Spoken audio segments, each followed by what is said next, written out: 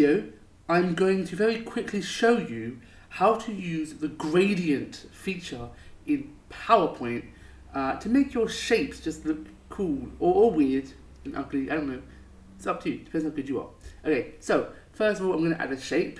Now, you can add a shape two ways. Go to Insert and then Shapes, or there should be a Shapes tool on the Home tab. Bear in mind, I am using a Mac for this, so your version of this could look a little bit different depending on what you're using. So, got my square-ish. So, moving on. When we go over to Shape Formats to open up this wonderful tab over here, I'm going to go to Shape Fill. Now, normally, you might be used to using the theme colors over here. I'm actually going to go over to Gradient. Now, of course, they give you some nice samples already available based on the color you've chosen up here.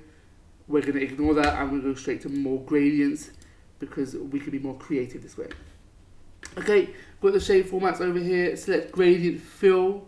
You can see it already gives me a nice little gradient, and it's got these little tabs over here. I can add a new tab just by selecting anywhere on the rectangle, and there we go, Gradient tab. If I want to get rid of it, I'm going to click and I'm going to drag it off.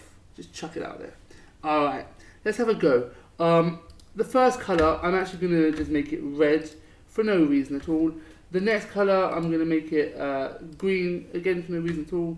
The next one, I'm going to make that white for no reason at all. And the final one, we're going to make it black for no reason at all. Or maybe there is a reason. Okay, so here we go. That is it. That's the gradient tool done. But maybe we want to make it a little bit more interesting. Maybe I want to make parts of this tool a little bit transparent. So you select one of the tabs there, and in that transparency, you can increase that bar, make it look a little bit nicer. And there you go. And that is everything you need to know about using gradients and also playing around with the transparency in PowerPoint.